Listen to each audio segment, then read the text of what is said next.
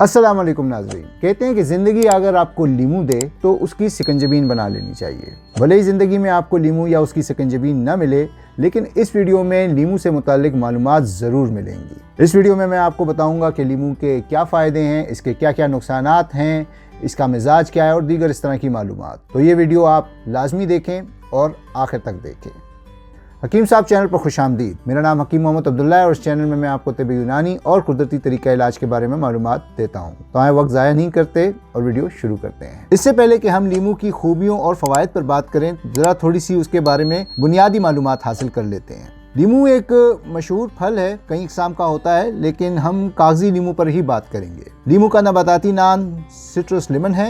इसका दरख्त सदाबहार होता है और दरमियाने कद का झाड़ी की मानंद होता है। पत्ते लंबूतरे और सब्ज रंग के होते हैं। फूल छोटे, सफ़ेद और खुशबूदार होते हैं। फल छोटे, गोल और शुरू में हरे रंग के होते हैं, जबकि पकने के बाद तेज जर्द रंग के हो जाते हैं। इसका गूदा और रस या जूस खट्टा होता है। इसके दरमियान में सफ़ेद जर्दी माइल छोटे छोटे बीज होते हैं। इसका छिलका कागज़ की तरह पतला होता है, इसीलिए इसे कागजी लीमू कहते हैं। दवा के तौर पर अमूमन इसका रस यानी जूस, इसके बीज, इसका छिलका और इसका तेल ही ज़्यादा तौर पर इस्तेमाल करवाया जाता है। इसकी पैदावार सबसे ज़्यादा हिंदुस्तान, मैक्सिको, चीन, अर्जेंटीना, ब्राज़ील और तुर्की में हुआ करती है। अगर ग़िज़ाई एतबार से बात की जाए तो लीमू नमकियात और मिनरल से भरपूर होता है, ख़ास तौर पर विटामिन सी और पॉलीफिनल्स। इसके अलावा इसमें दीगर नमकियात भी होते हैं, जैसे कि potassium, calcium, phosphorus, magnesium, selenium, sodium और आयरन वगैरह। अगर इसके मिजाज या टेम्परेमेंट की बात की जाए तो इसके रस का मिजाज सर्द खुश्क होता है, लेकिन कुछ अतिबा के नज़दीक ये सर्द तर है, जबकि इसके बीज और इसके छिलके का मिजाज गर्म खुश्क होता है। अब आ जाते हैं उस असल मौजू पर जिसके लिए आपने ये वीडियो देखना शुरू की है, यानी कि फ़वाइद और खूबियाँ, बेनिफिट्स एंड प्रॉपर्टीज़। तो जनाबे वाला, सबसे पहली इसकी खूबी तो ये है कि ये वेट लॉस के लिए इंतहाई मुफीद है। वज़न कम करने के लिए इसका इस्तेमाल बहुत किया जाता है। अमूमन इस मकसद के लिए इसके रस को नीम गर्म या पानी में मिलाकर सुबह निहार मुँह पीते हैं।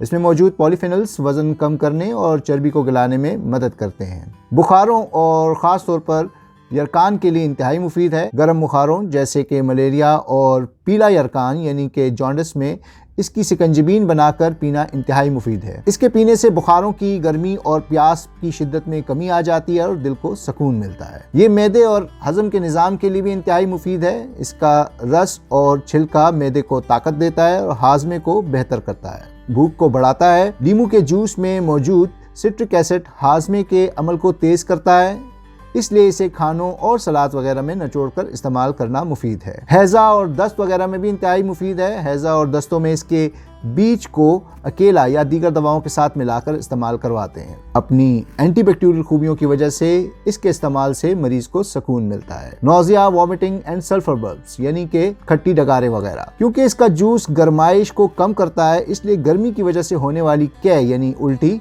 खट्टी डकारें, सीने की जलन और मतली यानी दिल के खराब होने की सूरत में इसकी सिकंजबीन बनाकर पिलाई जाती है। लू लगने के लिए और जिस्म में पानी की कमी को पूरा करने के लिए भी इंतहाई मुफीद है। लीमू पानी या सिकंजबीन जिस्म में पानी की कमी को पूरा करती है और गर्मी में लू लगने के खतरे को कम करती है। एनीमिया यानी खून की कमी के लिए भी इंतहाई मुफीद है। इसमें मौजूद विटामिन सी सब्जियों और फलों से आने वाले फौलाद यानी आयरन को जिस्म में जज़्म करने में मदद करती है। गुर्दों के लिए भी फ़ायदेमंद है, गुर्दों की सफाई में मदद करता है और इसमें मौजूद सिट्रिक एसिड पथरी के खतरे को कम करता है, क्योंकि ये पेशाब के जरिए जिस्म से साइट्रेट को खारिज करता है। दिल के अमराज में भी इसका इस्तेमाल करवाया जाता है। इसकी सिकंजबीन और छिलका दोनों दिल के मरीज को सुकून और फ़रत देते हैं, यहाँ तक कि इसकी खुशबू भी दिल के मरीजों को फ़ायदा देती है। इसमें मौजूद पॉलीफिनल्स ब्लड प्रेशर को कम करने में मदद करते हैं, जिससे दिल के दौरे का ख़तरा कम हो जाता है। वबाई तौर पर फैले हुए नज़ले ज़ुकाम के लिए भी इंतहाई मुफीद है।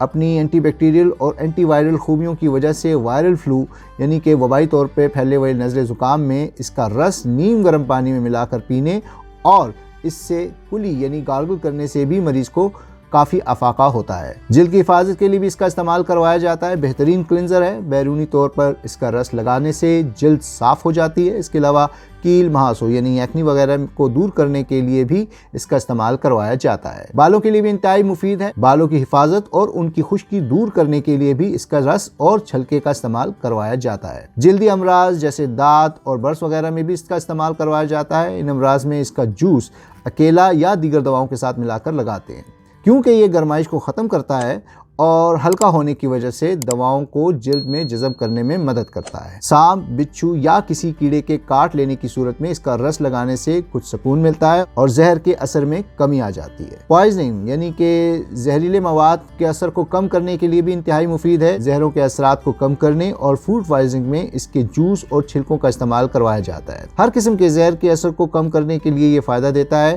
لیکن مکمل تریاق نہیں ہے۔ اس کے ساتھ آپ کو دیگر دواؤں کا استعمال کرنا پڑے گا۔ اسکروی ڈیزیز، جسے طب یونانی میں داء الخضر بھی کہتے ہیں، یہ ایک ایسا مرض ہے جو وائٹامن سی کی کمی سے ہوتا ہے۔ اس مرض میں دانتوں سے خون آتا ہے، مسوڑے کمزور ہو جاتے ہیں اور دانت ڈھیلے ہو جاتے ہیں۔ اس مرض میں لیمو کے جوس کو پانی میں ملا کر اس سے روزانہ کلیاں یعنی گارگل کرنا انتہائی مفید ہے۔ گلے کی سوجن اور دمے وغیرہ میں بھی اس کا استعمال کروایا جاتا ہے۔ اپنی اینٹی انفلیمیٹری خوبیوں کی وجہ سے یہ گلے کی سوجن اور دمے میں جس میں نظام تنفس یعنی کہ ریسپائریٹری سسٹم میں سوجن پیدا ہو جاتی ہے میں مریض کو کافی فائدہ پہنچاتا ہے۔ اینٹی کینسر پراپرٹیز، اس میں موجود اینٹی آکسیڈنٹس کینسر سے لڑنے میں مریض کی مدد کرتے ہیں، خاص طور پر بریسٹ کینسر میں، لیکن اس پر تحقیق ابھی جاری ہے اور کینسر کے خلاف اس کی کتنی افادیت ہے اس بارے میں کچھ یقینی طور پر کہا نہیں جا سکتا۔ اب خوبیوں اور فوائد کے بعد اس کے ممکنہ نقصانات یعنی کہ سائیڈ ایفیکٹس پہ بھی نظر ڈال لیتے ہیں۔ تو جناب والا، وہ لوگ جن کا مزاج ٹھنڈا ہے ان کے لیے یہ اتنا مفید نہیں ہے بلکہ نقصان دے سکتا ہے۔ سرد مزاج کے لوگوں کو چاہیے کہ وہ اس کا استعمال کم کریں، خاص طور پر موسم سرما میں۔ اعصابی امراض اور پٹھوں کے امراض میں بھی یہ نقصان دہ ہے۔ اس کا زیادہ استعمال اعصاب اور پٹھوں کو کمزور کر دیتا ہے، اسی لیے اسے لکوا، فالج، جوڑوں اور کمر کے درد میں احتیاط سے استعمال کرنا چاہیے۔ یہ دانتوں کو بھی کمزور کر سکتا ہے۔ لیمو میں پائی جانے والی تیزابیت دانتوں کی اوپر کی پرت جسے انیمل کہتے ہیں کو نقصان پہنچاتی ہے، جس سے دانت حساس ہو جاتے ہیں اور گلنے لگتے ہیں۔ اس لیے اس کے جوس یا رس کو پانی سے پتلا کر کے استعمال کرنا چاہیے۔ یہ منہ میں موجود زخم جسے انگریزی میں کینکر سورس کہتے ہیں اور گلے کی خراش کے لیے بھی نقصان دہ ہے۔ اگر آپ کے منہ میں زخم رہتے ہیں تو آپ لیمو کا استعمال احتیاط سے کریں، کیونکہ یہ زخموں کو بڑھا سکتا ہے اور گلے میں خراش پیدا کر سکتا ہے۔ لیمو کا حد سے زیادہ استعمال کچھ حساس لوگوں میں سینے کی جلن یعنی کہ ایسڈ ریفلکس اور معدے کے زخم یعنی کہ سٹمک السرز وغیرہ پیدا کر سکتا ہے۔ مائیگرین جسے آدھے سر کا درد بھی کہتے ہیں، اس میں بھی لیمو کا زیادہ استعمال اچھا نہیں ہے۔ لیمو میں ایک کمپاؤنڈ ٹائرامین پایا جاتا ہے جو آدھے سر کے درد یعنی مائیگرین کو پیدا کر سکتا ہے۔ الرجک ری ایکشن، کچھ حساس لوگوں کو اس کے استعمال سے الرجی بھی ہو جاتی ہے، جیسے کہ خارش، ریشز، سانس لینے میں تنگی وغیرہ۔ اگر آپ اس کے مضر اثرات سے اور سائیڈ ایفیکٹ سے بچنا چاہتے ہیں تو بہتر ہے کہ آپ اس کا استعمال کم کریں، یا کریں تو اینٹیڈوٹ یعنی مسئلے کے ساتھ کریں، اور اس کا بہترین اینٹیڈوٹ یا مسئلے ہے شہد۔ اگر وہ نہ ملے تو گڑ، اور اگر وہ نہ ملے تو چینی۔ ویسے تو لیمو بڑی آسانی سے بازار میں مل جاتا ہے، لیکن اگر نہ ملے تو آپ اس کی جگہ نارنج جسے انگریزی میں بٹر فروٹ کہتے ہیں کا بھی استعمال کر سکتے ہیں۔